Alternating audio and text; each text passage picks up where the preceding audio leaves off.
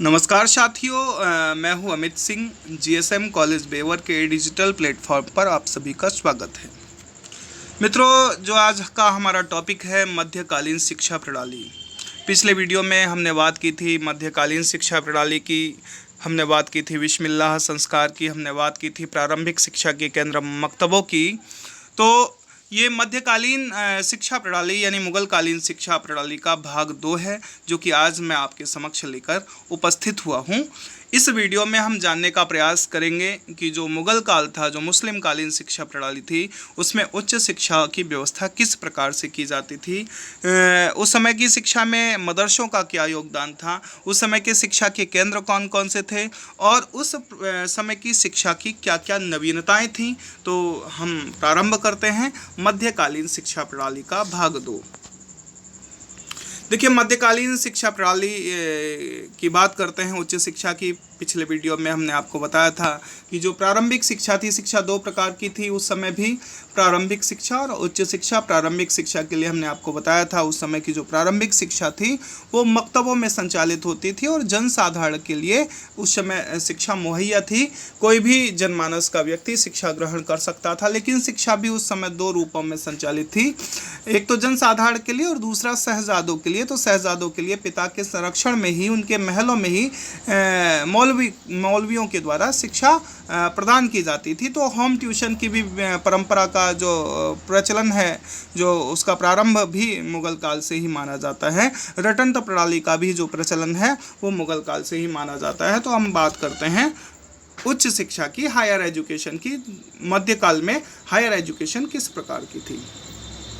देखिए, मध्यकाल में जो उच्च शिक्षा की व्यवस्था थी वो मदरसों में की जाती थी, और जो मदरसे होते थे वो मस्जिदों के अंदर संचालित होते थे या मस्जिदों से लगे हुए भी होते थे। उस समय जो कुछ मदरसे हुआ करते थे उनके अंदर छात्रावास की भी व्यवस्था होती थी। वहाँ पर मौलवी तथा छात्रों के रहने की उचित व्यवस्था हुआ करती थी। अर्थात उस समय शिक्षा, उच्च शिक्षा के जो केंद्र होते थे वो मदरसे होते थे। सबसे पहले मदरसों में ही उच्च शिक्षा की व्यवस्था की जाती थी। और मदरसा शब्द जो है वो अरबी भाषा के दरस शब्द से बना हुआ है, दरस शब्द से बना है, जिसका अभिप्राय है भाषण देना। अर्थात मदरसा वह स्थान होता था जहां भाषण के माध्यम से शिक्षा प्रदान की जाती थी, जहां लेक्चर्स के माध्यम से बालकों को सिखाया जाता था, उन्हें शिक्षा प्रदान की जाती थी। मकतब की शिक्षा समाप्त होने के बाद मदरसे में प्रवेश दिया जाता था। जब बालक प्रारंभिक शिक्षा ग्रहण कर लेता था, जब बालक को लिपियों का ज्ञान हो जाता था, जब बालक लिखना सीख जाता था, जब बालक पढ़ना सीख जाता था, उसके बाद उसे मदरसे में प्रवेश दिया जाता था। और प्रवेश के समय कोई भी विशेष संस्कार या रस्म नहीं की जाती थी। आपने बौद्ध काल में देखा, आपने वैदिक कालीन शिक्षा में देखा, तो आपने देखे होंगे संस्कार। तो यहाँ पर मदरसे में प्रवेश के समय कोई विशेष संस्कार संपन्न नहीं कराया जाता था। देखिए, जो मदरसों का पाठ्यक्रम होता था, जो करिकुलम होता था, वो अत्यंत विस्तृत था। अध्ययन की जो अवधि थी वो भी बहुत लंबी थी, अर्थात 10 से 12 वर्ष की थी। 10 से 12 वर्ष तक बालक को मदरसों में विद्याध्ययन करना होता था, सीखना होता था, अध्ययन करना होता था। और मदरसों में भी 2 प्रकार के पाठ्यक्रम थे। लौकिक शिक्षा थी यानी सेकुलर एजुकेशन थी, और धार्मिक शिक्षा थी, रिलीजियस एजुकेशन थी। दोनों प्रकार की शिक्षा उस समय प्रचलित थी। लौकिक शिक्षा भी प्रचलित थी और धार्मिक शिक्षा का भी प्रचलन था। तो सबसे पहले हम बात करते हैं सेकुलर एजुकेशन की, लौकिक शिक्षा की। तो इसके अंतर्गत जो अरबी एवं फारसी भाषाओं का साहित्य। देखिए, जो मुस्लिम थे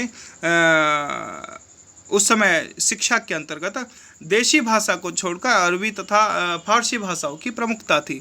तो उस समय जो साहित्य भी पढ़ाए जाते थे वो भी अरबी तथा फारसी भाषाओं के साहित्यों का अध्ययन कराया जाता था।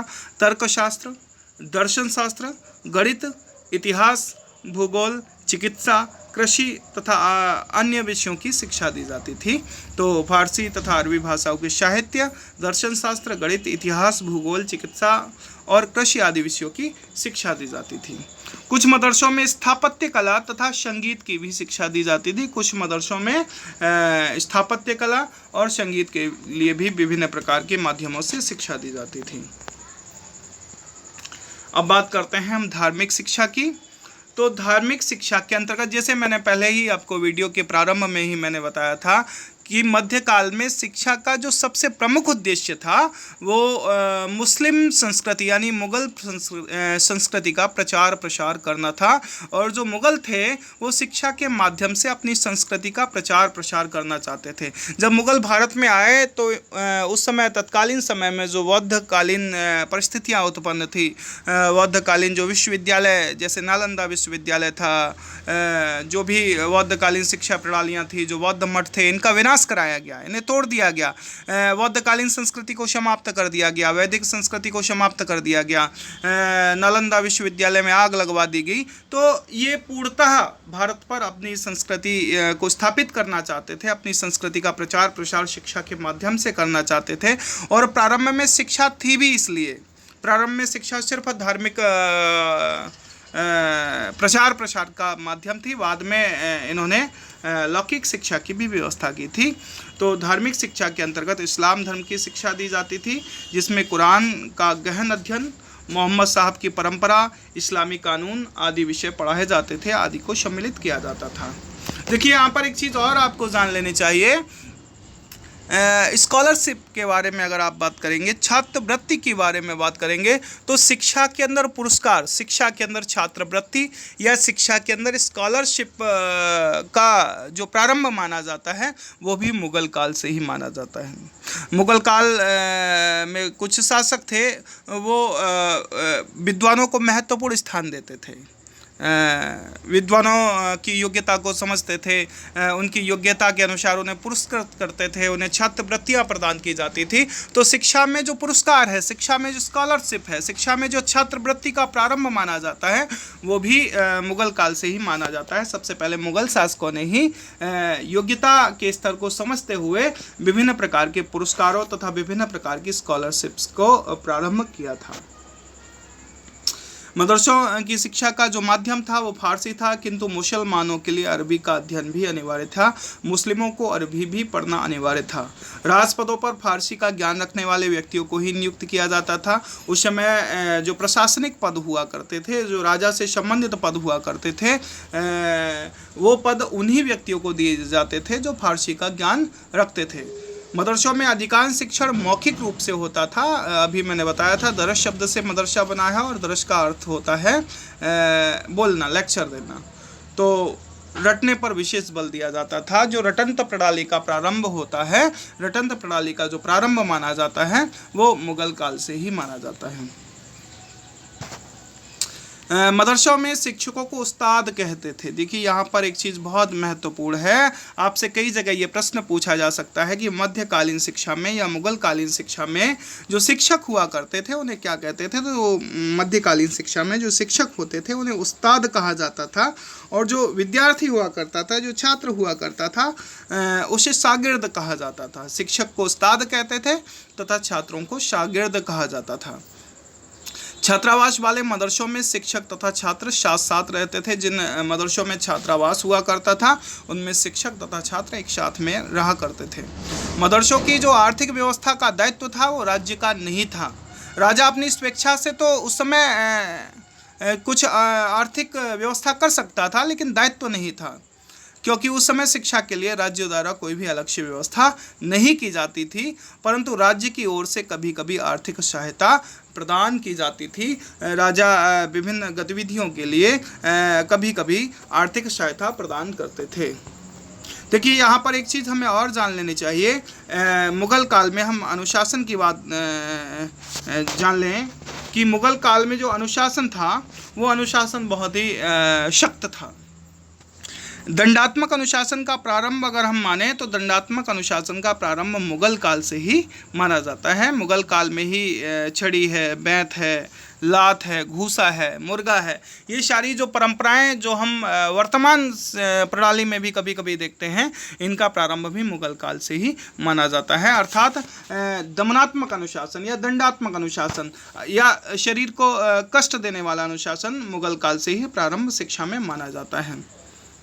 मध्यकालीन शिक्षा में किसी भी प्रकार की व्यवस्थित परीक्षा प्रणाली का प्रचलन नहीं था। कोई भी परीक्षा प्रणाली उस समय प्रचलित नहीं थी। शिक्षक अपने विवेक से ही छात्र को एक कक्षा से दूसरी कक्षा में उन्नत कर सकते थे, तरक्की दे सकते थे।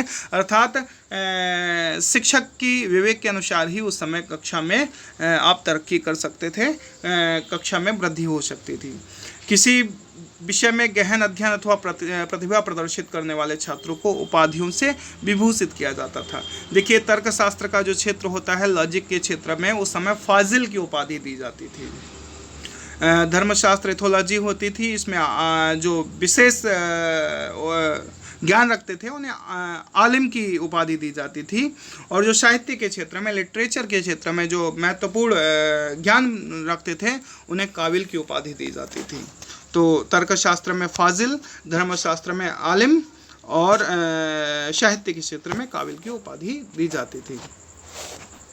अब मध्यकालीन शिक्षा के प्रमुख केंद्रों की बात करते हैं। मध्यकालीन शिक्षा में जो शिक्षा के केंद्र थे वो थे दिल्ली, आगरा, जौनपुर, सिराजे हिंद कहते थे जौनपुर को, वीदर और मालवा।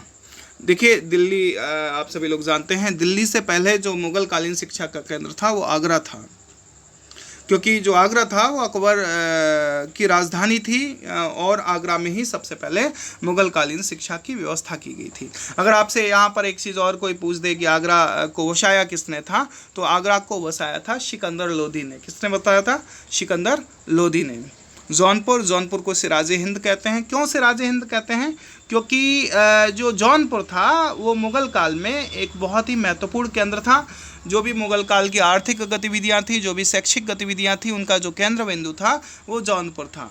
ईरान से लोग शिक्षा ग्रहण करने जौनपुर आते थे। आर्थिक व्यापारिक गतिविधियां भी होती थी वो भी जौनपुर से ही संचालित होती थी। शाहजहाँपुर ने जौनपुर को सिराजे हिंद की उपाधि दी। उसके बाद बात करते हैं वीदर की। देखिए, दक्षिण भारत में मुगल कालीन शिक्षा का एकमात्र केंद्र था वीदर। ये दक्षिण भारत का एकमात्र केंद्र था वीदर। उसके बाद मालवा की बात करते हैं तो मालवा भी मुगल कालीन शिक्षा का एक महत्वपूर्ण केंद्र था। इसे भी महमूद गजनवी के द्वारा बसाया गया था।